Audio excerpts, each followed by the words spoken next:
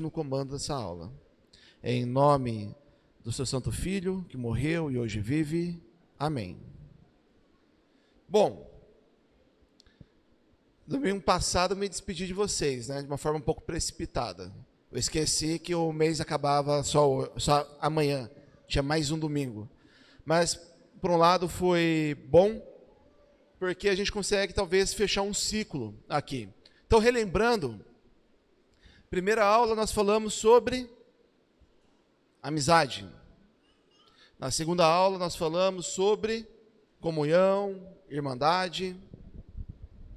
E nós estamos falando desses temas, relacionados à nossa relação, não só com Deus, mas a nossa relação como irmãos. Então nós falamos de amizade, falamos de comunhão, falamos sobre intimidade com Jesus Cristo, falamos sobre sermos o espelho do Evangelho, principalmente na hora de suportar um irmão, na hora de evangelizar. E hoje, para aí sim encerrar o mês, eu queria falar sobre disciplina. E talvez algumas coisas que eu fale que hoje sejam batam um pouco naquilo que você tem como base de disciplina, talvez incomode um pouco, tá ok? A única coisa que eu peço algumas coisas que eu peço são, se for comentar, comente de acordo com a Bíblia. E não tumultue. Somente isso, irmãos. Porque nós vamos tocar em alguns assuntos em relação à disciplina dentro da congregação, que eu entendo e eu sei que existe visões diferentes. Mas como já me disseram uma vez, a minha visão pouco importa diante da visão de Deus para nós. Então, caso você tenha uma opinião diferente, a única coisa que eu peço é que essa opinião seja baseada na palavra e não no achismo, tá ok? Porque senão vai tumultuar e a gente vai ficar discutindo opinião aqui, não é essa a ideia da aula, tá ok? Bom, para poder começar, eu queria convidá-los para poder abrir a Bíblia em Lucas, capítulo 17, versículo 3. Lucas, capítulo 17, versículo 3.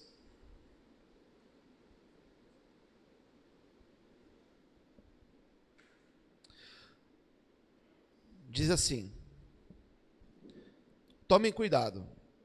Se o irmão pecar, repreenda-o, e se ele se arrepender, perdoe-lhe. Se pecar contra você 7 vezes no dia, e 7 vezes voltar a você e disser, estou arrependido, perdoe-lhe.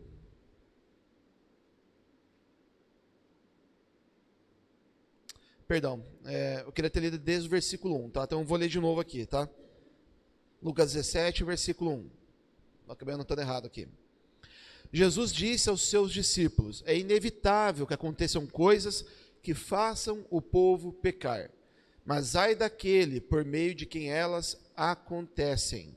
Seria melhor que ele fosse lançado no mar com uma pedra de moinho amarrada no pescoço do que induzir a pecar um desses pequeninos. E aí, continua o 3 e o 4. O que Jesus está dizendo aqui nessa passagem?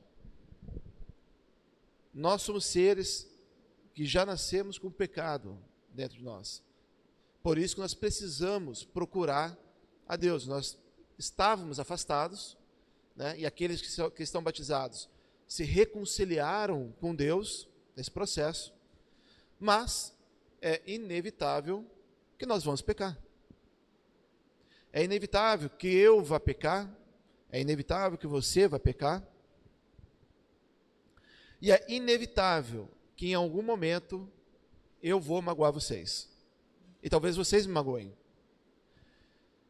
Quando nós estamos falando de comunhão, estamos falando da vida cristã dentro, né, dessa comunidade, Cristo espera que nós tenhamos a maturidade e o amor, não só de pedir perdão. Porque muitas vezes pedir perdão é fácil. Agora, muitas vezes difícil é você aceitar o perdão.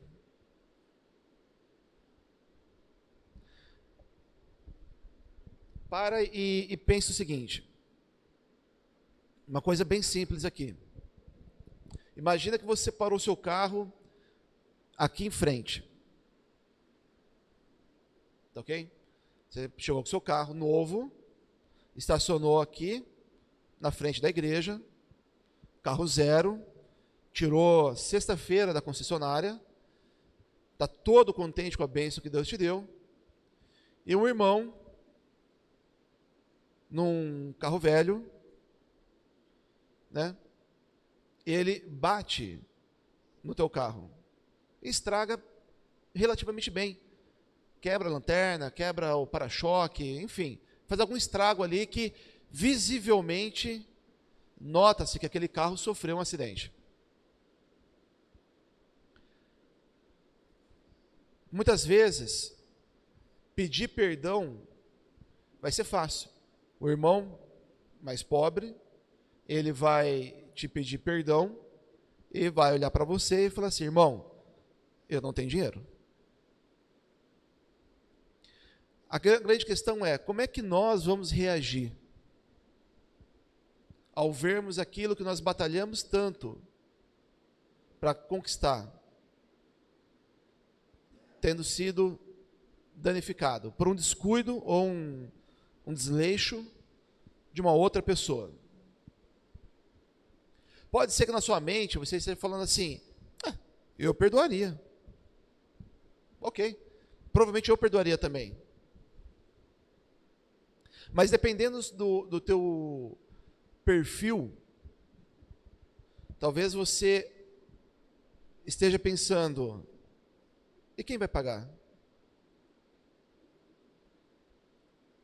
Estava conversando com o Wesley um pouco mais cedo, inclusive tomei uma bronca da Milena, porque eu fiquei conversando com você lá, e ele estava comentando que uma vez bateram no HB20 que ele tinha, e ficou algo em torno de 15 mil reais. Não, bateram não, né? O cachorro bateu no você, né? 15 mil reais para consertar um HB20. Agora imagina o carro zero que você tirou da concessionária. Quem que vai pagar isso? Esse aqui é só um exemplo muito superficial, ok?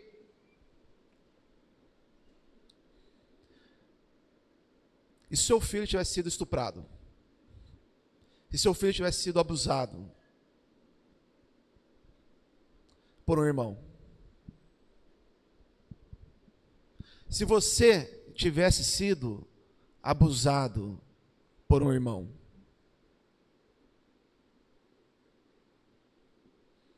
Pedir perdão, irmão, é fácil. Dar perdão muitas vezes é difícil.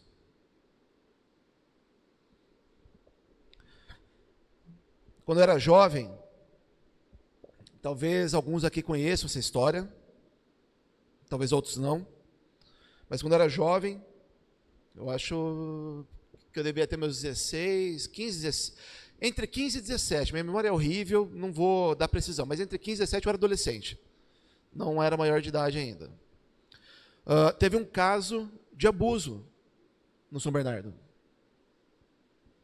Um dos evangelistas, que era responsável pelo grupo de jovens, descobriu-se que ele abusava dos jovens, pela segunda geração. Como que eu descobri isso? Essa pessoa ela cuidava do acampamento no Amo. E ele tinha um costume de tempos em tempos, levar alguns jovens com ele para poder supervisionar algumas denominações que alugavam o Amo já naquela época. Isso eu estou falando de um bom tempo atrás, tá? E naquela vez ele me convidou. E eu adorava, até hoje, eu sou apaixonado por acampamento, tá? Quer me ver feliz, me dá uma barraca e me enfiar no mato. E eu fui. E ele falou assim, não precisa levar barraca, eu tô com barraca aqui, a gente dorme junto. Eu falei, beleza, confiança. Cheguei lá, a barraca, sabe aquelas barracas para uma única pessoa? Uma única pessoa, ficou redundante, né, amor? Uma pessoa? Era aquela. Cabia ele ou eu, mas dormiu os dois. Confiança. Passamos a noite. Para quem já foi no Amo, a gente acampou. Logo que você está chegando ali na cozinha, tem uma área aberta atrás da cozinha, logo depois do batistério, uma área que fica meio que embaixo ali do mato ali, né? Dormimos exatamente no meio daquela clareira. E eu durmo que nem uma pedra, né? Quando eu ronco à noite, a mulher tem que me chutar, senão eu não acordo. Então, acordei no outro dia, tudo bem, maravilhoso. Voltei para Campinas. E eu cheguei em Campinas, salvo engano, no sábado, acho que era no sábado à noite. Eu morava no Jardim Capivari, aqui em Campinas. Naquela época, meu pai ainda era policial militar, e nos fundos do terreno, meu pai tinha construído uma edícula. Em uma dos cômodos, meu pai ele guardava o material de trabalho dele. Então tinha arma, tinha munição, tinha tudo que um policial tem, ele guardava lá. E aí, a hora que eu cheguei, minha mãe falou assim, olha, seu pai quer falar contigo. Eu cheguei, era umas 8 horas da noite, falei, tá bom. Fui lá no fundo, meu pai estava limpando a arma. Ele parou assim, olhou para mim meio que de canto de olho e falou assim, aconteceu alguma coisa? Eu estava de pé, falei assim, não, por quê? E aí ele me deu a notícia de que esse irmão estava sendo afastado da tarefa dele como evangelista, porque a liderança estava investigando algumas denúncias de abuso. E eu lembro que naquele exato momento é como se os meus pés tivessem perdido o chão. A impressão que eu tive é que eu estava flutuando. Eu fiquei meio atordoado por alguns minutos. Para não tomar mais tempo, eu quero ler com vocês Mateus 18. Se vocês puderem, quem puder, e quiser. Mateus capítulo 18, versículo 15. Diz assim. Mateus capítulo 18, versículo 15. Se o seu irmão pecar contra você, vá e a sós com ele, mostre-lhe o erro. Se ele o ouvir, você ganhou o seu irmão. A liderança, um homem lá do São Bernardo, foi e conversou com ele. Ele não se arrependeu. Ele disse que nada tinha acontecido. 16. Mas, se ele não ouvir, leve com você mais um ou dois outros, porque qualquer acusação precisa ser confirmada pelo depoimento de 2 ou 3 testemunhas. A liderança do São Bernardo reuniu alguns homens e foram falar com ele de novo. Quase apanharam da mulher dele. Se ele se recusar a ouvi-los, conte à igreja. E se ele se recusar a ouvir também a igreja, trate-o como gentil ou publicano.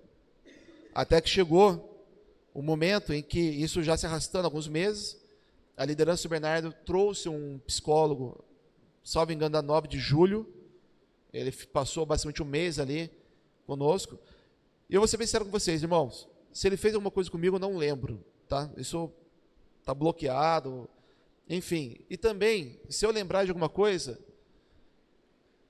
eu já perdoei ele, mas não foi da noite para o dia, porque houve uma quebra de confiança. O meu irmão, o homem que estudou a palavra comigo. Quando tudo isso aconteceu, eu estava estudando para ser batizado com ele. Eu ia uma vez por semana na igreja para poder estudar com ele. O Sr. Bernardo tinha um escritório, né, onde os evangelistas ficavam. E eu ia toda semana estudar com ele. Houve uma quebra de confiança. Não foi da noite para o dia.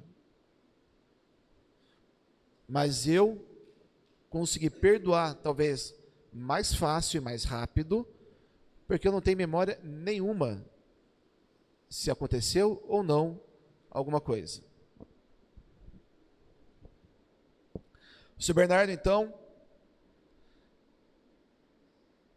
desligou ele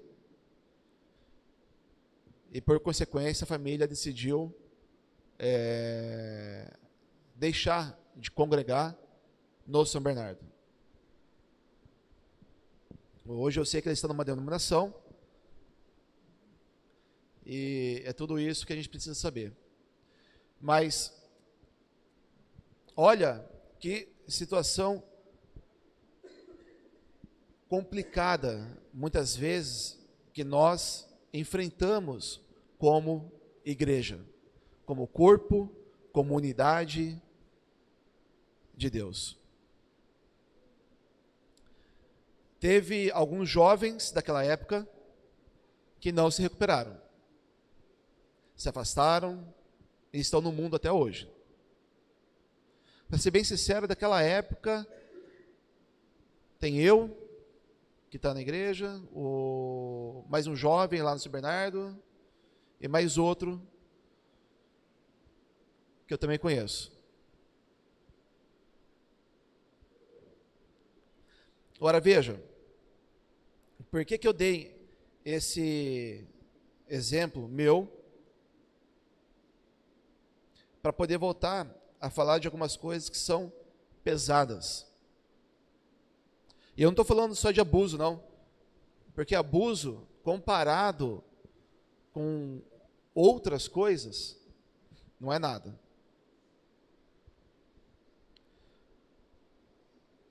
Nada supera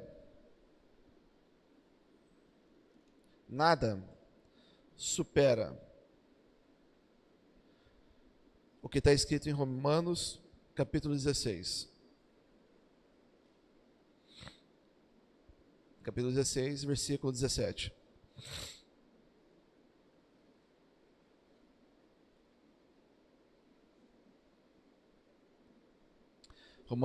Romanos 16, versículo 17.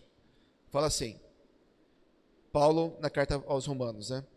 Peço, irmãos, que tomem cuidado com aqueles que causam divisões e põem obstáculos ao ensino que vocês aprenderam. Afastem-se deles, pois essas pessoas não servem a Cristo, nosso Senhor, mas a seus próprios apetites. Por meio de palavras suaves e bajulação, enganam o coração dos ingênuos. Todos têm ouvido falar da obediência de vocês, portanto, alegro-me por vocês. Quero, no entanto, que sejam sábios em relação ao que é bom e puros em relação ao que é mal. Abuso, estupro, são palavras hoje em dia que são quase que tabu você falar, né? Você abre um vídeo no YouTube, a pessoa não pode falar, senão cai a live.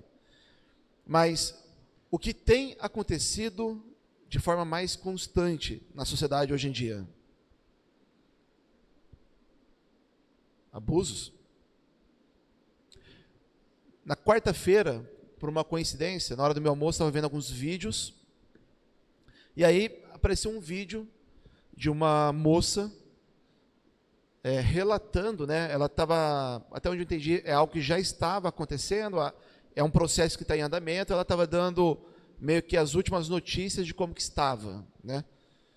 Um pastor de uma igreja famosa abusou do filho dela e de outras pessoas, e ela estava, assim, até na razão dela, né, indignada, porque a liderança da igreja estava tentando acobertar o caso e não tomar providências contra a liderança.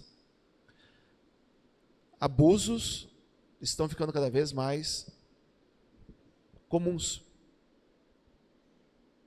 Agora, nada vai superar um falso irmão ou um falso mestre que tenta causar divisão no corpo de Cristo.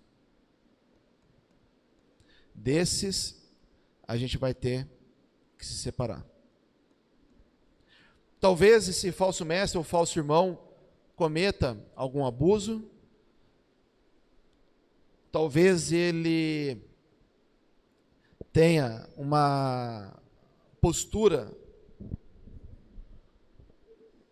agora eu não vou lembrar o livro, mas como o de... Puxa vida. Agora não vou lembrar se é João...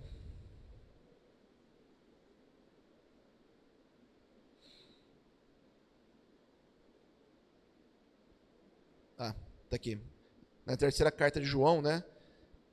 Quando ele fala sobre Diótrefes, que não deixava os irmãos daquela congregação receberem outros irmãos nas suas próprias casas, como se ele fosse o dono daquela igreja. A questão de disciplina, muitas vezes é mais complexa do que nós imaginamos. Muitas vezes não vai ser uma situação preto no branco, vamos falar assim, em que a decisão, em que a solução, ela está evidente. Vamos lembrar também, como diz lá em Tiago capítulo 5, Tiago capítulo 5, versículo 19, diz assim lá: meus irmãos, se algum de vocês se desviar da verdade e alguém o trouxer de volta, lembrem-se disto: quem traz de volta um pecador do seu caminho errado, salvará da morte a vida dessa pessoa e fará que muitíssimos pecados sejam perdoados. A vontade de Deus é que nós entreguemos perdão e consigamos recuperar aquela pessoa para poder voltar para o corpo. Não é da vontade de Deus que todo e qualquer pecador seja afastado. Até porque, senão, eu não estaria aqui. Talvez você também não estivesse aqui. Mas, Cristo, na sua infinita sabedoria, ele deixou já um procedimento sobre quando a pessoa está vivendo em pecado e não se arrepende daquela vida de pecado que ela está levando. Se alguém algum dia te procurar e falar assim: Felipe, eu te vi pecando e eu estou aqui para poder chamar a tua atenção. Dê glórias a Deus, você tem uma pessoa que te ama. Dê glórias a Deus, tem uma pessoa que se preocupa com a sua caminhada para a salvação. Agora, vamos ser bem sinceros.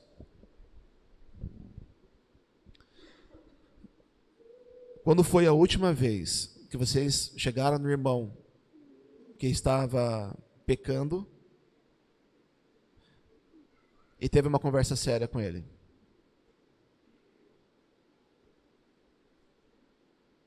Aí talvez eu vou fazer um pensamento aqui, uma brincadeira, porque isso passou na minha cabeça também. Talvez agora na sua cabeça esteja assim: mas Felipe, como é que eu vou saber que uma pessoa está pecando? Pega a gravação das primeiras aulas e assiste. De novo, se você não tem um amigo aqui hoje, sentado ou congregando conosco, mas tem amigos no mundo, alguma coisa não está certa na tua vida, irmão. E desculpa pela franqueza. Porque sabe quem que vai chamar a tua atenção? Quem vai ter coragem de chegar para você e falar assim: ô Renato, você está errado. Rita, você pecou.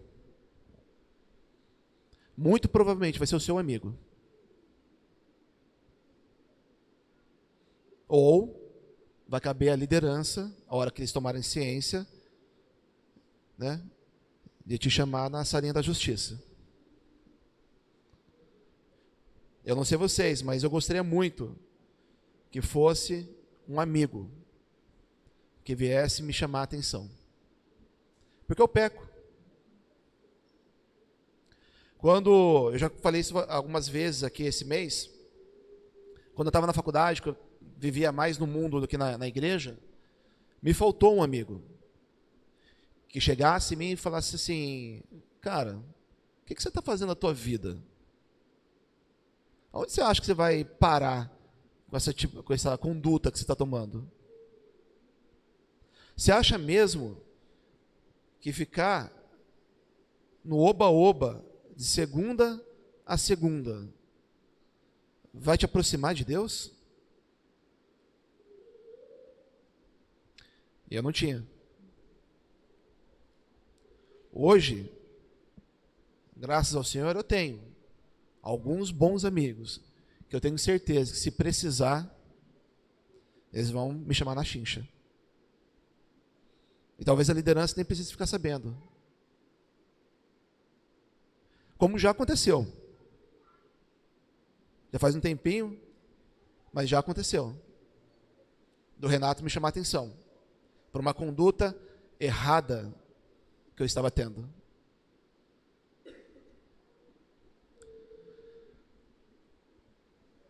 Esse mês nós temos falado bastante sobre essa questão da comunhão.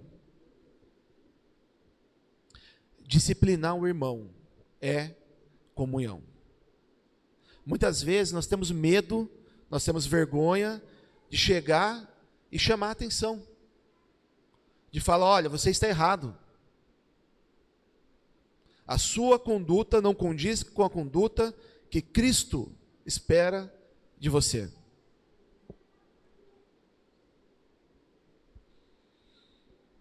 Eu descobri que a aula termina só às 11h30 agora, tá, gente? Então, vocês vão ter que aguentar mais 15 minutos.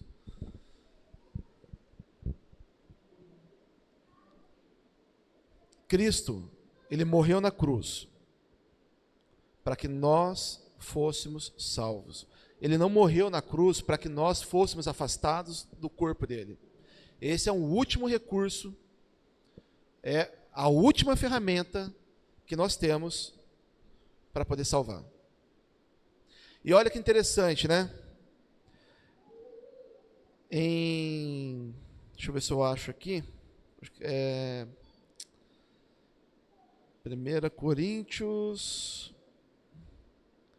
Vocês acham que essa questão de afastar alguém é muito radical, mas olha, 1 Coríntios, deixa eu ver esse capítulo 5. 1 Coríntios, capítulo 5, versículo 1. Olha só o que Paulo escreveu para os coríntios.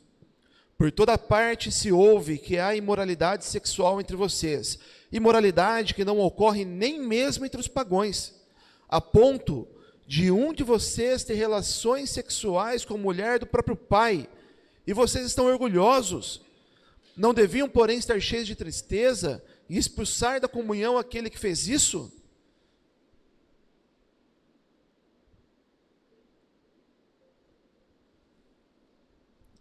Aí, ó, tá pegando a mulher do teu pai, cara? Oh, bonita ela, hein? Eu fico imaginando que eles deviam estar se orgulhando disso, né? Só pode. Mas não acaba aqui, olha só. 3. Apesar de eu não estar presente fisicamente, estou com vocês em espírito, e já condenei aquele que fez isso, como se estivesse presente. Então, em nome do Senhor Jesus Cristo, e com o poder dele, quando vocês se reunirem e eu estiver com vocês em espírito, entreguem esse homem a Satanás, para que o corpo seja destruído, a fim de que o espírito dele seja salvo no dia do Senhor.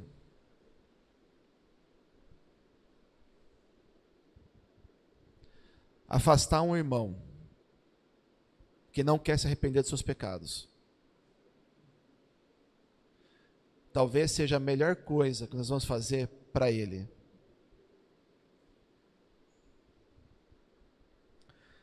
Você lembra como que era a tua vida longe de Cristo?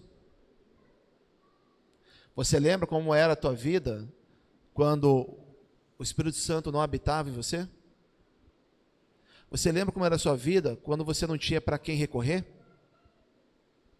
Como era a sua vida quando você não tinha perspectiva nenhuma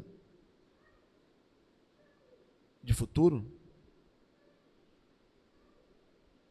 Quando nós afastamos o irmão e tratamos ele como um publicano, ele volta a esse estado. E a ausência de Deus vai fazer, muitas vezes, ele sentir falta da comunhão.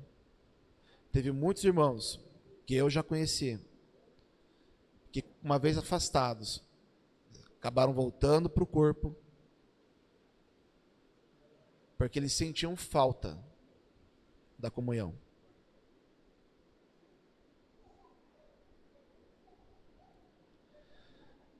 Chamar a atenção de um irmão, muitas vezes pode ser complicado. Às vezes você fica pensando, poxa, mas eu vou ter que, Renato, eu vou ter que me indispor com uma pessoa que eu gosto, mas esse é o pensamento errado. O pensamento que nós deveríamos ter é, eu amo tanto aquela pessoa, que eu estou disposto a comprar uma briga para poder ver ela no céu, junto comigo. Renato?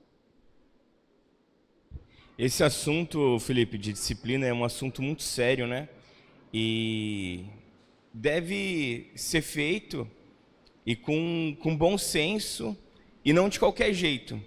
Às vezes a pessoa quer fazer, nossa, eu vou advertir aquela pessoa, porque eu vi, peguei no flagra, agora eu vou maltratá-la, né? Vou julgá-la, vou discipliná-la, vou pegar ali o cabo de vassoura e vou dar nas costas dele. Mas existem algumas formas de fazer isso. Eu queria ler 2 versículos, se você... 2 passagens, não é 2 versículos, se você permite. A primeira coisa de tudo é que deve ser feito com amor, né? Então, quando a pessoa erra, nós não estamos na posição de querer já julgar e condenar a pessoa. Tem um versículo em Gálatas que eu li essa semana, eu gostei muito, assim, chamou minha atenção. E ele diz o seguinte, no capítulo 6: Irmão, se alguém for surpreendido em algum pecado, vocês que são espirituais deverão restaurá-lo com mansidão. Então, eu tinha anotado esse também, mas tudo bem. Posso continuar então? Por favor. Não quero te dar spoiler. Eu ia acabar lendo ele, então pode ler. Então, você vai lá com toda a mansidão, você não vai lá com 2 pés no peito da pessoa, querendo mostrar que ela está errada e você está certa. Mas ele continua assim, ó, cuide-se, porém, para que cada um não seja tentado. Porque dependendo do pecado, a pessoa mesmo que está querendo lá conversar com ela, restaurá-la, ela pode cair naquilo também. Então, ele continua aqui. Levem os fardos pesados um dos outros. E isso eu acho, às vezes a pessoa tem um fardo que no momento ela não consegue carregar. E ela precisa de ajuda naquele momento. Então, o fato, quando você vai lá conversar com essa pessoa, você tem que ir com o espírito e com a vontade de querer carregar naquele momento. Carregar o fardo dela, ajudar ela, porque ela não tem força para carregar aquele fardo. E daí ele continua, ó, levem os fardos pesados uns dos outros, e assim se cumpram a lei de Cristo. Se alguém se considera alguma coisa, não sendo nada, engana-se a si mesmo, né? Às vezes a gente se coloca na posição de que eu sou maior ou eu sou melhor do que você, porque eu não faço isso que você faz. Só que na verdade eu faço outras coisas. Ali continua, cada um examine os seus próprios atos. Eu acho interessante quando Jesus vai restaurar a mulher pega em adultério, todo mundo quer jogar pedra nela. Só que daí Jesus fala, ó, tá bom, quem não tem pecado, atire a primeira pedra. E depois Jesus fala assim, ó, ninguém te condenou? Não, ninguém. Então, ó, vá e não peque mais. Versículo 5, pois cada um... Não, versículo 4. cada um examine os seus próprios atos, e então poderá orgulhar-se de si mesmo, sem comparar com ninguém, pois cada um deverá levar sua própria carga. Então no versículo 5 ele diz, cada um deve levar sua própria carga. Só que enquanto eu não consigo levar minha própria carga, o meu próprio fardo, você me ajuda levando ele para mim. Quando eu me fortaleço, aí sim eu consigo levar ele. Então a gente vê um amor aqui tremendo, muito grande, porque o fato não é apontar o dedo, ou o fato não é julgar a pessoa, mas restaurá-lo com mansidão. Só que às vezes isso não acontece, às vezes a pessoa ela não se arrepende, como foi o exemplo que você deu, e às vezes a pessoa ela se diz pura, santa, ela não confessa os pecados dela. E daí nesse sentido existe uma coisa que é muito forte ali para mim, que daí a gente volta em 1 Coríntios capítulo 5, que inclusive é a continuação do que você disse. Antes de eu ler, acontece o seguinte, o nome de Deus, ele é difamado no mundo pela conduta de muitas pessoas. E às vezes a gente quer levar Cristo, só que às vezes as pessoas elas teve uma bagagem religiosa de que todas as pessoas que se diziam discípulos cristãos não passavam de hipócritas. E isso continua. Daí no capítulo 1, versículo 15, deixa eu ver, não é versículo 15 não, desculpa. Deixa eu ler a partir do versículo 9. No versículo 11.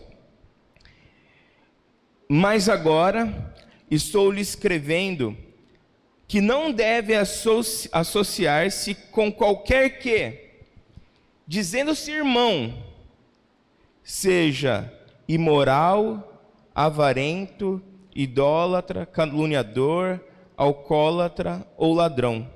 Com tais pessoas vocês nem devem comer. Então, às vezes, a pessoa ela está extremamente em pecado ali, ela não confessa, ela não se arrepende, ela está no erro, mas ela se diz irmão ainda. E quando, eu acho que numa das primeiras aulas que você falou o seguinte, nós somos a média das 5 pessoas que nós andamos. A influência de um amigo, de uma pessoa que anda com a gente, ela é muito grande. Normalmente, nós adquirimos hábitos. A gente passa a adotar alguns hábitos dessa pessoa. E quando a gente começa a andar com o irmão e ele está em pecado, é possível nós adquirirmos aqueles pecados também. Então Jesus fala o seguinte, Paulo fala ali, vocês nem devem andar com essas pessoas que se dizem irmão, mas fazem essas coisas.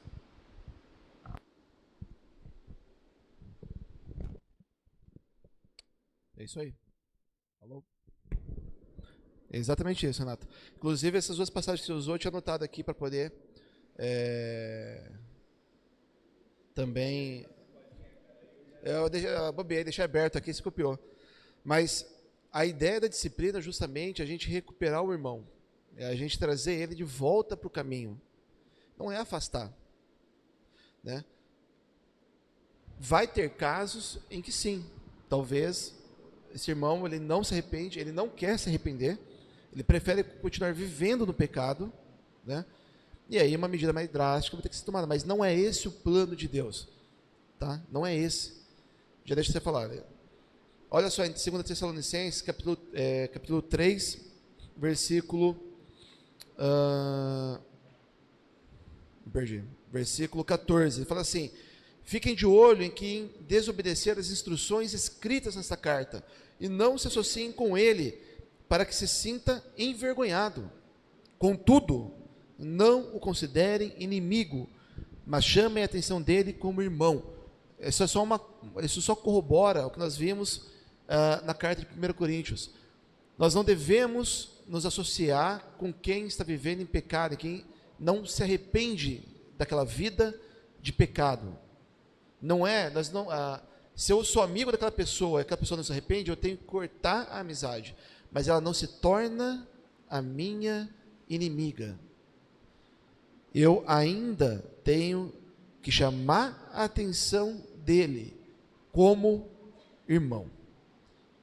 E isso é difícil. Isso não vai ser fácil. Eu não sei se você já leu Provérbios 27, 17, que eu cheguei, você já tinha começado a aula. Não. Provérbios 27, 17 fala assim, ó. Como o ferro afia o ferro, assim o homem afia o seu companheiro. Aí, se a gente pegar na Bíblia, da Bíblia Viva, que é parafraseada, olha que interessante. Como duas lâminas de ferro ficam mais afiadas quando são esfregadas uma contra a outra, assim, dois amigos que discutem seus problemas com sinceridade acabam mais amigos e mais maduros do que antes. E lembrando das aulas anteriores que você falou sobre relacionamento, não tem como a gente ser ajudado ou ajudar se não tivermos relacionamento. Não tenho dúvida. E esse versículo, ele é essencial para a gente lembrar, porque assim, ó, na nossa vida vão ter duas situações, prevenção e reação. Prevenção, nós trabalhamos para poder evitar que algo aconteça. Reação é quando aquilo que nós estávamos tentando evitar, aconteceu, ok? Vou dar um exemplo, prevenção. A gente coloca cerca elétrica, câmera, tranca o prédio aqui. Isso é uma prevenção, para que ninguém entre e roube o prédio. Qual que é a reação se alguém entrar e roubar? Ligar para a polícia, porque já aconteceu. Uma forma de nós prevenirmos é ter esse tipo de relacionamento com o seu amigo. De novo, quem é teu amigo aqui dentro? Depois que já aconteceu, depois que nós já estamos vivendo em pecado, né? A gente vai ter que, nós vamos precisar de alguém para nos chamar a atenção em amor. Em amor. Só, você é o último, tá? Depois eu vou encerrar porque já deu horário aqui, mas pode falar. Certo. O que eu acho interessante é Mateus 18, né? Foi lido sobre ele. A gente costuma ir direto para a passagem da ofensa do irmão, né? Mas se você for ver desde o começo do Mateus 18, é uma historinha que está sendo contada aqui, né? Primeiro ele fala sobre quem é o maior do reino dos céus, aí Jesus fala sobre as crianças, e ele fala, né, que ai de quem as fizer tropeçar. Depois ele começa a falar sobre a ovelha perdida, né, que se é uma ovelha que se perdeu, então ir lá, buscar a ovelha, e aí se comemora, né? Sim. Porque essa ovelha voltou. E depois ele começa a falar sobre essa ofensa do irmão. A ideia aqui não é somente aquela questão de correção, se eu ver o erro, eu devo lá e acusar e apontar o dedo, mas e até como ele fala aqui, né? Você ganhou o seu irmão. Sim. Né? Então, é essa ideia de que uma ovelha se perdeu, uma criança se perdeu, um querido de Deus, um tão amado de Deus, um inocente se perdeu. E aí você pega e recupera essa pessoa. Nunca é de você deve corrigi-la e atacá-la, né?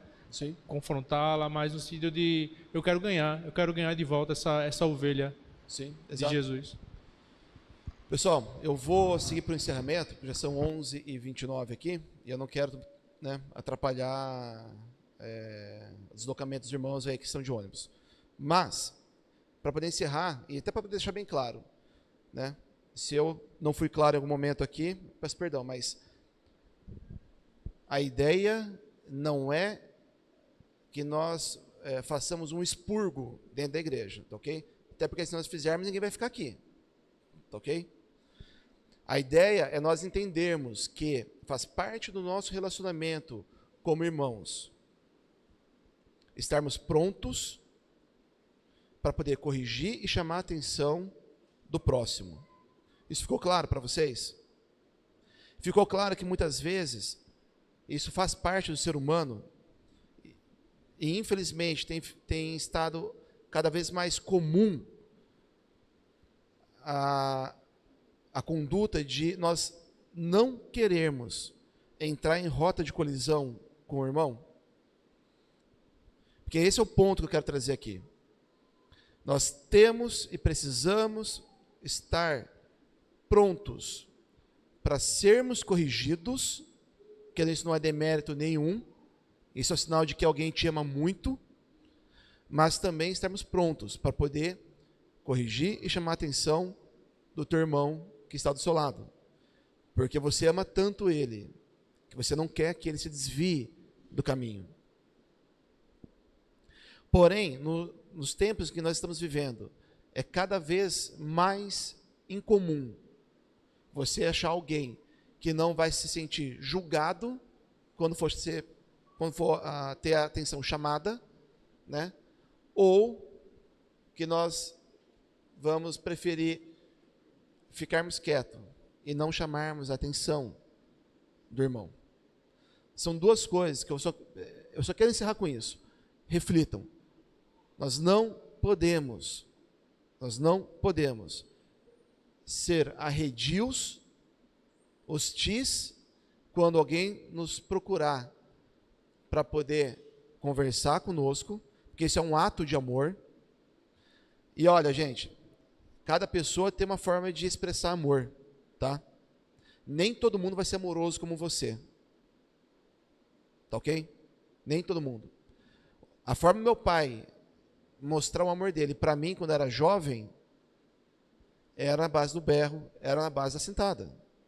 Mas meu pai estava tentando me prevenir de algumas coisas. Eu já tomei, presta atenção, de alguns irmãos, que eu fiquei extremamente desconfortável. Mas eu sabia que o que ele estava fazendo é porque ele queria o meu bem. Ele não estava sendo grosso, áspero comigo. Era a forma que aquele irmão sabia se comunicar. Mas eu fiquei, anos depois, na hora eu fiquei extremamente aborrecido, mas anos depois, quando eu entendi o que ele fez, eu fiquei grato, porque ele teve a coragem de me procurar para poder me corrigir. Nós estamos prontos para sermos corrigidos? E nós estamos prontos para poder chegar no nosso irmão, que está vivendo em pecado, e sermos o ombro de apoio dele? Ou nós vamos procurar não entrar em rota de colisão? Viver em comunhão. Viver em comunhão muitas vezes vai levar a rotas de colisão. Paulo e Pedro brigaram. 2 apóstolos. Imagina a gente. A ideia aqui não é causar nenhum racho, nem nada, mas é reflexão. Eu quero que vocês reflitam sobre isso. Tá ok? Disciplina, chamar atenção, é um ato de amor. É um ato de amor. É melhor alguém te chamar atenção do que você se afastar de Cristo.